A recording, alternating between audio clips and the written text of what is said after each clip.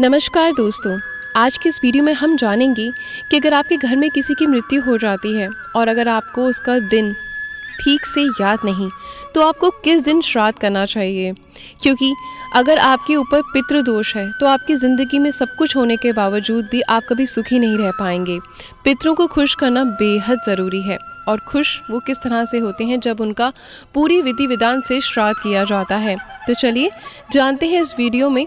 ये जानकारी आपके लिए बहुत महत्वपूर्ण रहेगी, ध्यान से सुनिएगा पूरा। पूर्णिमा से अश्विन कृष्ण अमावस्या तक 16 दिनों को पितृपक्ष कहा जाता है। शास्त्रों में मनुष्यों के उत्पन्न होते ही 3 ऋण बताए गए हैं, देव ऋण, ऋषि ऋण और पितृ ऋण। श्राद्ध के द्वारा पितृ ऋण से निवृत्ति प्राप्त होती है। जिन माता पिता ने हमारी आयु, आरोग्य और सुख सौभाग्य आदि की वृद्धि के लिए अनेक प्रकार के प्रयत्न किए हैं और ना जाने कितने कष्ट सहे हैं, उनके ऋण से मुक्त न होने पर हमारा जन्म ग्रहण करना निरर्थक हो जाता है। पितृपक्ष के 16 दिनों में श्राद्ध भक्ति पूर्वक तर्पण करना चाहिए, यानी पितरों को अच्छे से जल देना चाहिए, पूरी विधि विधान से उनका श्राद्ध करना चाहिए।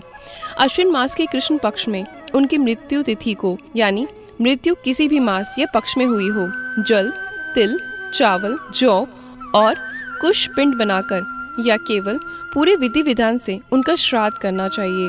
और इसके साथ साथ ब्राह्मणों को भोजन कराने से पितृ प्रसन्न होते हैं। उनकी प्रसन्नता ही हमें पितृ ऋण से मुक्त करा देती है। पितरों के प्रति श्रद्धा व्यक्त करने का अनुष्ठान है श्राद्ध।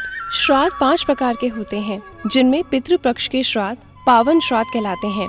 अश्विन मास का कृष्ण पक्ष पितरों के लिए पर्व का समय होता है, क्योंकि इसमें उनको आशा लगी रहती है कि हमारे पुत्र पौत्रादि हमें पिंड दान तथा तिलांजलि प्रदान करके संतुष्ट करेंगे। यही आशा लेकर वो पृथ्वी लोक पर आते हैं और यदि यह उन्हें पिंड दान, फल, फूल या तिलांजलि नहीं मिलती तो वो श्राप देकर चले जाते हैं। एकदम श्राद्ध का परित्याग ना करें, पितरों को संतुष्ट अवश्य करें।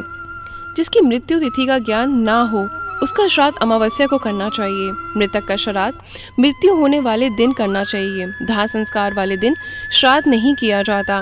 अग्नि में जलकर, विष खाकर, दुर्घटना में पानी में डूबकर, शस्त्र आदि से अपमृत्यु वालों का श्राद्ध चतुर्दशी को करना चाहिए, चाहे उनकी मृत्यु किसी भी तिथि में हुई हो। अश्विन कृष्ण पक्ष में सनातन संस्कृति को मानने वाले सभी लोगों को प्रतिदिन पूर्वजों का श्रद्धा पूर्वक स्मरण करना चाहिए। इससे पितृ संतुष्ट होकर हमें दीर्घायु, आरोग्यता, पुत्र पौत्रादि यश, स्वर्ग पुष्टि, सब प्रकार की समृद्धि, सौभाग्य आदि की प्राप्ति कराते हैं। जहाँ तक श्राद्ध के प्रतीकों का सवाल है, इनमें कुश, तिल, यव गाय, कौवा और कुत्ता श्राद्ध के तत्व के प्रतीक के रूप में माने जाते हैं। कुशा के अग्रभाग में ब्रह्मा, मध्य में विष्णु और मूल भाग में भगवान शंकर का निवास माना गया है। कौवा यम का प्रतीक है, इसलिए श्राद्ध का एक अंश इसे भी दिया जाता है। गाय तो वितरणी से पार लगाने वाली है ही। सरह गृहस्थी दैनिक जीवन में जो भी भोजन की पहली मटकी गाय को देते हैं। कुत्ता यमराज का पशु माना जाता है। श्राद्ध का एक अंश इसको देने से यमराज प्रसन्न होते हैं। पुत्री का पुत्र, गुप्तवेला और काले तिल ये श्राद्ध में अत्यंत पवित्र हैं। क्रोध करना, यात्रा और श्राद्ध करने में शीघ्रता, ये तीनों वर्जित हैं। श्राद्धकर्ता को पितृपक्ष में शौर कर्म यानी हजामत नहीं करवानी चाहिए। ब्रह्मचर्य का पालन करना चाहिए। पान खाना, किसी भी प्रकार के नशीले पदार्थों का सेवन करना, तेल मालिश करना, प्राणन भोजी, ये 7 श्राद्धकर्ता के लिए वर्जित होते हैं। तो दोस्तों, आज इस वीडियो में आपने जाना कि किस प्रकार अगर आपको भी अपने पितरों की तिथि का ज्ञान नहीं तो आप कब उनका श्राद्ध कर सकते हैं और किस प्रकार अपने पितृ ऋण से मुक्ति पा सकते हैं। तो श्रद्धापूर्वक आप भी श्राद्ध करें, खुश रहें, दूसरों का भला करें, किसी की बुराई ना करें, कभी किसी का बुरा ना चाहें। आपके अच्छे कर्म किए हुए आज आने वाले समय में आपको ज़रूर फल देंगे।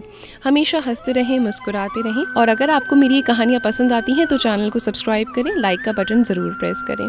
मिलते हैं कल कुछ नई कहानियों के साथ। धन्यवाद।